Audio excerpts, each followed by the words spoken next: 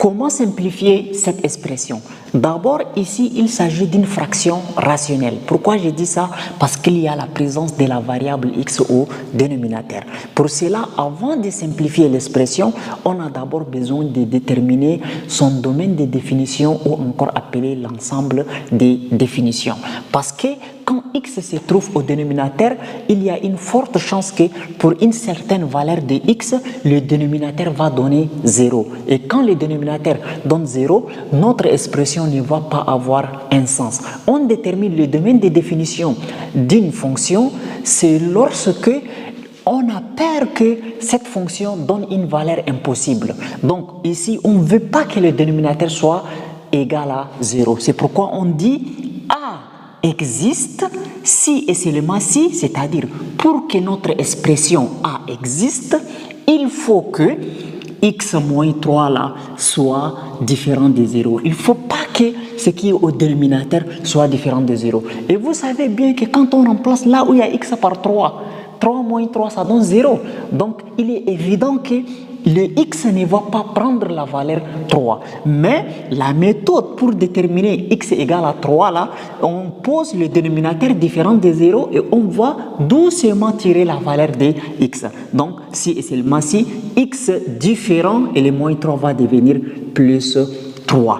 Donc pour dire que 2 de a, c'est-à-dire que notre expression ici va prendre toutes les valeurs. D de A est égal à R, c'est-à-dire toutes les valeurs. Sauf quelle valeur?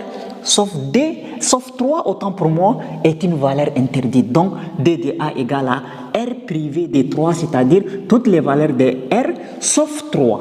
Alors, après avoir déterminé l'ensemble des définitions de notre expression A, on va devoir maintenant passer à la simplification. Donc, qu'est-ce qu'on fait pour simplifier cette expression? On va factoriser le numérateur et le dénominateur et on va voir les facteurs communs entre les numérateurs et les dénominateurs. Donc, on va dire A égale 5x, c'est 5 fois x, moins 15. 15, c'est 5 fois 3. Le tout sur x moins 3. Alors, vous savez qu'au numérateur, il y a deux termes. Le premier terme, c'est 5x et le deuxième terme, c'est moins 15. Pourquoi je dis qu'il y a deux termes? Les termes sont toujours séparés entre eux, soit par un signe positif, soit par un signe négatif. Donc, il y a un signe moins ici. Donc, on a deux termes. Maintenant, les deux termes, il y a des choses qui se ressemblent. Ce qui se ressemble là, on appelle ça les facteurs communs entre les deux termes. Donc, le facteur commun ici, c'est 5, 5. On va dire A égale 5. J'ouvre la parenthèse et ici, quand je prends 5, ici, je prends 5. Encore, je ne vais plus prendre les 5 là. Leur histoire est terminée. Donc, qu'est-ce qu'il va rester de l'autre côté? Il reste x. Et de ce côté, il va rester moins 3. Le tout sur x moins 3. Donc, le dénominateur, il n'y a pas quelque chose à simplifier. Donc, il est évident que ici, au numérateur, je trouve 5 facteurs de x moins 3 et au dénominateur, c'est x moins 3. Donc, les facteurs communs entre le numérateur et le dénominateur, ce qui se ressemble au numérateur et au dénominateur, c'est x moins 3, x moins 3. Donc, x moins 3 là vont se simplifier. Donc, je vais écrire la réponse. Mais pour écrire la réponse, je vais rappeler les domaines de définition.